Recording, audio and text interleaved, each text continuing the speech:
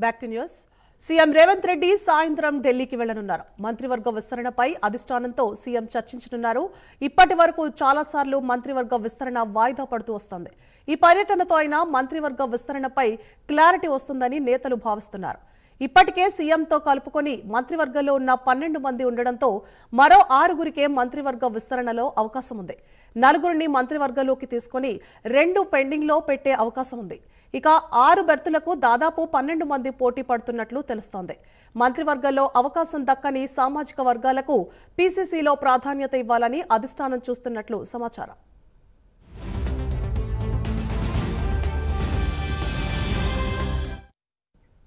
ఇదే అంశానికి సంబంధించి మరింత సమాచారాన్ని మా ప్రతినిధి నాగేంద్ర లైవ్ లో అందిస్తారు. Nagendra. Thank you Suvarna. PCC అధ్యక్షుడిని ప్రకటించిన తర్వాత దాదాపు 4 రోజుల తర్వాత ప్రస్తుతం ఈరోజు సాయంత్రం ఢిల్లీకి తెలంగాణ ముఖ్యమంత్రి సీఎం రేవంత్ రెడ్డితో పాటు మరొక వైపు ఉప ముఖ్యమంత్రి అయినటువంటి బట్టి విక్రమార్క ఈరోజు సాయంత్రం ఢిల్లీకి వెళ్ళబోతున్నారు. ఈరోజు ఢిల్లీ కేంద్రంగా మంత్రివర్గ విస్తరణకు సంబంధించినటువంటి అంశంలో అధిష్టాన పెద్దలతో నేతలంతా కూడా చర్చించబోతున్నారు. ముఖ్యంగా మరి కాసేపట్లోనే కొత్తగా ఎన్నికైనటువంటి పిసిసి అధ్యక్షుడు సైతం మహేష్ కుమార్ గౌడ్ ఢిల్లీకి వెళ్ళబోతున్నారు. ఢిల్లీకి వెళ్ళిన తర్వాత సాయంత్రం 7 గంటల తర్వాత ఏ క్షణానైనా సరే అధిష్టానానికి సంబంధించినటువంటి పెద్దలతో మరోసారి మంత్రివర్గ విస్తరణకు సంబంధించినటువంటి అంశం పైన చర్చించేటటువంటి అవకాశం అయితే కనిపిస్తుంది. ఎందుకంటే ఇప్పటివరకు కూడా మంత్రివర్గ విస్తరణ అధిష్టాన పెద్దలతో చర్చించినప్పటికీ వాయిదా పడుతూ వస్తుంది. పిసిసి అధ్యక్షుడిని ప్రకటించిన తర్వాతే మంత్రివర్గ విస్తరణ కూడా ఉంటుందంటూ కూడా ఇప్పటివరకు కూడా వార్తలు వచ్చాయి. మంత్రివర్గ విస్తరణకు సైతం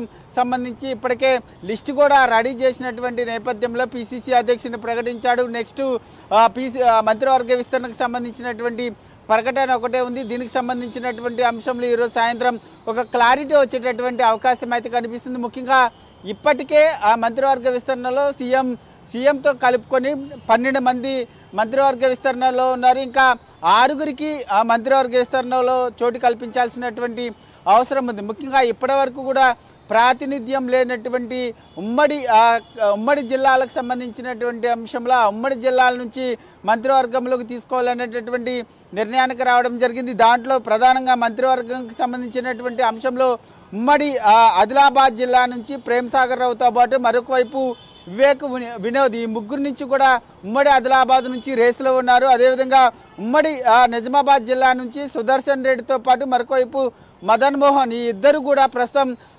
మంత్రివర్గ విస్తరణ రేసులో ఉన్నటువంటి పరిస్థితి కనిపిస్తుంది. ముఖ్యంగా రంగారెడ్డి జిల్లాకు సంబంధించినటువంటి అంశంలో మల్లిరెడ్డి రంగారెడ్డితో పాటు రామ్మోహన్ రెడ్డి ఈ 2 ఉన్నప్పటికీ ఇప్పటికే మంత్రివర్గ విస్తరణలో రెడ్డిలకు సంబంధించి అధికంగా ఉన్నటువంటి నేపథ్యంలో ఈ 2లో ఎవరికి చోటు కల్పిస్తారన్నది మాత్రం చూడాల్సినటువంటి అంశంగా కనబడుతుంది. మరొకవైపు మున్నూరు కాపుకు సంబంధించినటువంటి అంశంలో ప్రభుత్వం ఇప్పున్నటువంటి ఆది శ్రీనివాస్కి ప్రమోషన్ ఇస్తారా లేదన్నది మాత్రం చూడాలి. దాంతోపాటు ఎస్టీ సామాజిక వర్గం నుంచి బాలునాయక్కి సంబంధించినటువంటి పేరు వినిపిస్తున్నటువంటి పరిస్థితి కనిపిస్తుంది. మరొకవైపు ముదిరాజ్ సామాజిక వర్గానికి సంబంధించినటువంటి అంశంలో ముఖ్యంగా వాకిటి శ్రీహరికి సంబంధించినటువంటి పేరు అయితే రేసులో ఉంది. ముఖ్యంగా ఇప్పటి వరకు కూడా 6 భర్తీ చేస్తారా లేక 4గురిని మంత్రివర్గంలో తీసుకుని 2 పెండింగ్లో పెడతారనేటటువంటి వార్తలు కూడా వినిపిస్తున్నటువంటి పరిస్థితి. ముఖ్యంగా ఈ మంత్రివర్గ విస్తరణతో పాటు మరొకవైపు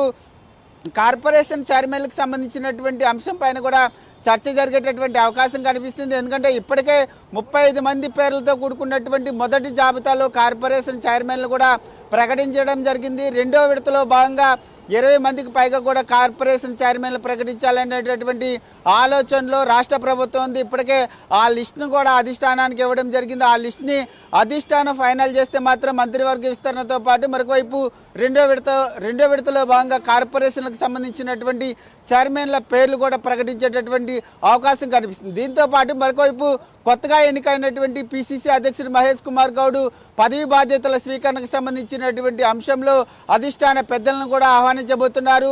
ఒకవైపు మహేష్ కుమార్ గౌడ్ కూడా మరి కాసేపట్లో ఢిల్లీ వెళ్ళబోతున్నటువంటి నేపథ్యంలో ఈ ముగ్గురు నేతలు మహేష్ కుమార్ గౌడ్, అదేవిధంగా సీఎం రేవంత్ రెడ్డితో పాటు ఉప ముఖ్యమంత్రి బట్టి విక్రమార్క ఈ ముగ్గురు కూడా ఢిల్లీ పెద్దలతో భేటీ అయిన తర్వాత ఈ అంశాలపైన చర్చించిన తర్వాత పదవి బాధ్యతల స్వీకరణ మహోత్సవ కార్యక్రమానికి కూడా ఢిల్లీ పెద్దలు రావాలంటూ కూడా ఆహ్వానించేటటువంటి అవకాశాలు అయితే కనిపిస్తున్నాయని చెప్పాలి. అప్డేట్స్.